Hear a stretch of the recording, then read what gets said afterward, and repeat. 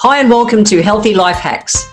I'm Jennifer Jefferies, the present-day wise woman, a realistic naturopath coming to you from the surfing beaches of Australia. This podcast is for those of you who are wanting to really rock your life and health and live from a place of prevention. Let's get into today's episode. I just want to be happy. Wow, I get contacted by so many people all the time, myself and even my wife Alice with our Smart Sassy Seniors, all the stuff we do with that, where people are just saying, Jen, I just want to be as happy as you guys. And I thought I'd jump on here and do a podcast and think, because I was thinking about it, what are the 5 kind of maybe things that, you know, myself and my wife Alice do that help keep us in that space of happiness. And yeah, so I thought I'd jump into that. So let's see how I go. What I want you to know is that we mindfully work on looking after us to choose happiness as a way of being. Okay, so that's the first thing to get. A lot of people just think, well, if I've got more money and I've got the big house and the car and all those kind of things, I'll be happy. And a relationship, I'll be happy. Well, no, you've got to be happy first before you can attract all those other things in. So that's the first thing. Mindset's huge. But if I thought of 5 kind of things that we and ways of being that we have about us, I'd say these are it, the keys to happiness. First one is gratitude and appreciation. Holy moly, that's huge. If you're not grateful for everything you've got right now, the universe is sure as hell not going to send anything else your way. So whether you're the kind of person who sits in journals and writes gratitudes every day, or whether you're the kind of person who just takes it in moment to moment whenever anything happens, gratitude's big, and appreciation. It just has to happen and has to start there. So we are very mindful about verbally, even just day-to-day basis, little things that happen around the place. We'll bring our attention to it. You notice a lot of people just, you know, they'll feel it, but they don't do anything with that. They won't say to someone, hey, I'm so grateful to you. I really appreciate what you've done. They won't share that. And so they don't get, well, 2 things. One, they don't get to get the true feeling of the impact of it. And they're not sharing, they're not giving. And you've got to give to get. So they're not giving that appreciation to someone else. And it's a big one. That's a really key. So that's why it's number 1. Okay. So gratitude, but also appreciation, and not just keeping it all to yourself. For all the little things, share it. The next one I would say, next kind of key is like those really authentic connections, like heart from the heart. When we speak from the heart, we speak our truth. So we are both really mindful. I'm very mindful of that. I know that the 5 people I surround myself the most have such a direct impact on what's happening in my life. But even if you go that next circle out, really protective of my time and the people that I spend my time with, because if they're not so positive and supportive, and you know, if I can't have those deep, juicy conversations with those people, they're not part of my inner circle.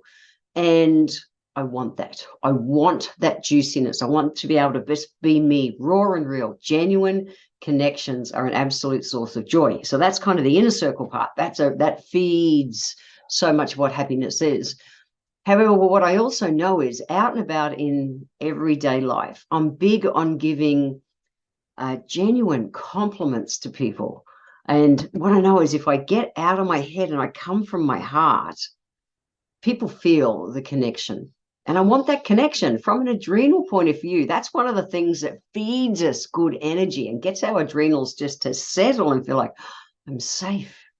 It's huge. So I would say authentic, genuine, from the heart connections and conversations is a big key to deep peace and happiness. It's interesting. I've talked about it on some reels and things in the past, that I always thought that being content meant boring in my younger years. And I did everything to fight to not be content, to not have a routine, or I was just the rebel, every ounce of me. And then I realized as I've got older, I have such a sense of peace in my heart. The majority of the time, little things will challenge it every now and then, but I'm able to come back to center. that it is wonderful to feel so content and peaceful is just wonderful. And so for me, the happiness comes from that sense of peace and content in my heart.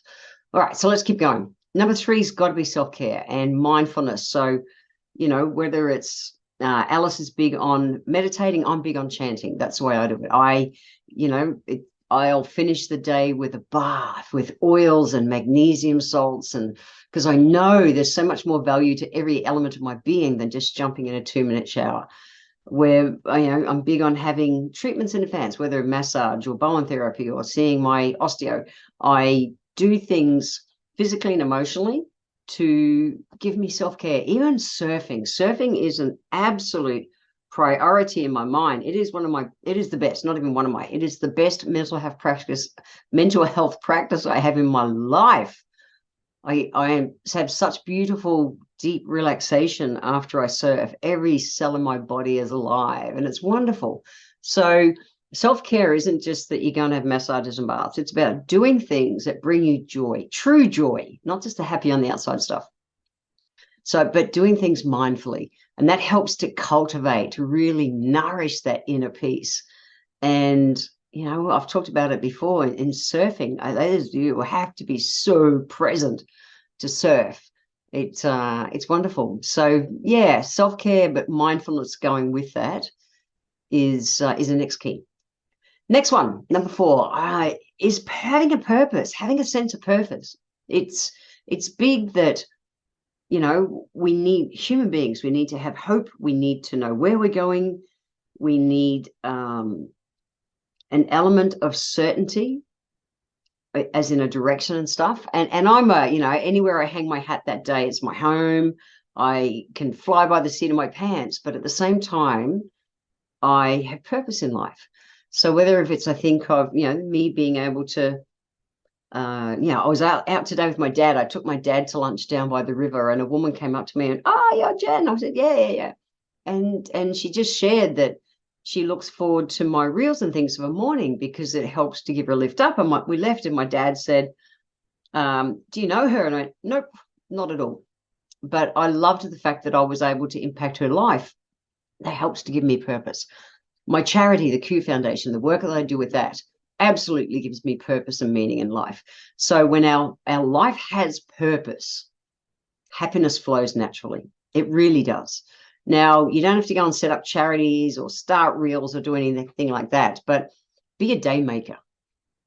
If we're, again, we've got to give to get. So if we're doing good, paying it forward, being just a damn good human being, all that kind of stuff helps to give us, keep advancing our lives and help to, to feed a purpose in us. So what do you love doing? What is your thing? I have a range of things that I do, but absolutely happiness flows naturally when you're living on purpose. And if you're thinking, I don't know what to do now, the kids have left home, and work's okay, my relationship's okay, and life's just okay, but I'm like kind of a bit bored and like, what's next? Maybe you need to come to one of our Smart Sassy senior events, because that's what we do. We help women particularly dig down and really work with and find out what their purpose is in life and what they're wanting to do. And I love doing that work so much with Alice. It's just the best. Anyway, we'll keep going. What else do we do to help be happy? I think key 5 has to be growth. And I've said it before, that if a tree isn't growing, it's dying. Okay, so growth, resilience, personal development, whatever you want to call it. I read a personal development book, and then I read a novel, personal development novel, and I'm doing stuff all the time to help me keep growing. Oh, wow, I could look at life this way, do life this way, all these kind of things. And when we're doing that, it's giving us that resilience. It's giving us the tools to be able to learn from setbacks and challenges. And we're always going to get setbacks and challenges. They're contrast in life. I don't know if you've ever noticed, but as soon as life is absolutely rocking on every level, the universe gives you a slap. It's called contrast. The universe has to balance out all energies. That's what it does. No one is on the whoo all the time, that high rise all the time. It's the universe gives us contrast. So it's through the setbacks and challenges that we are able to cultivate and nourish and work with our mindset, and our positiveness is probably the wrong word, but that, I guess positiveness, just how we're looking at what's going on gives us the ability to bounce back. And that helps to also fuel long-term happiness. I've been doing personal development really mindfully since I was 23. I remember I did my first personal development course when I was in the pharmacy industry. It was actually called Die Before Cry, which is a bit sad, but that was the 80s. And it was about how to just toughen up and not cry in the boardroom. Yeah, for real. That's what it was. But what it is personal development is I'm all about growing. I know if a tree's not growing, it's dying. And I want to just keep growing. It doesn't have to be big. You don't have to go walking on fire and stuff. Or I've done all those kind of things and bungee jumped and broken arrows on my neck. And I've done all these kind of big things over time. You don't have to do the big things like that. Okay. But we need to be doing things that are growing. I'm learning Spanish. I'm learning ukulele. I'm learning to surf. They're all things that are filled with little obstacles and challenges, which are opportunities for me to personally grow. So that's a big one as well. I know that helps me really be able to be healthy and happy and peaceful and grounded. So, is there one thing that will make you happy? People go, no, when I've got $1 million to make you happy. No, I know a lot of millionaires and they're miserable fucks. A lot of them are, because they've done the same thing. They've just, if all money does is amplify what you're like. If you're a dick, you end up being a rich dick. That's it. If you're just a good person, well, then you'll do more good with your money. Money is not the solution to things. We've got to be happy on the inside. That's the solution. So to really unlock that kind of full potential of what happiness is, start with these 5 keys. And you'll find that there's more range in them. There's more things you're thinking of. And there may be some different ones. But for me, if I really bring it down to these are the things that I think I'm doing and ways of being within my life that help give me that peace. And out of the peace comes that happiness, that true heart kind of happiness. So if you're not bouncing around, it's not about bouncing around the walls, but if you're not really feeling that, go to the show notes, www.healthylifehacks.com.au. Have a read. And even if you just bring one of these strategies into your life and build on that, I promise it's worth it, because together they all form a powerful foundation for that joyful and fulfilling existence. And we're meant to enjoy life. So Healthy Life Hacks for this episode is simple. Go to the show notes, www.healthylifehacks.com.au. Find even one of these. Which one are you going to work on? And just build on that. Have fun. I want to thank you for being here today. If you enjoyed my podcast, please let me know by leaving a review on Apple Podcast. Every month, I draw one lucky person who leaves a review on Apple Podcast to have a free 1-hour consultation with me. Be sure to subscribe to the show wherever you're tuning in from so that you always catch the next episode. And if you would like to receive a free copy of my Feed Your Body ebook, simply click the link in the comments below. Join my newsletter and we will get that free ebook sent to you.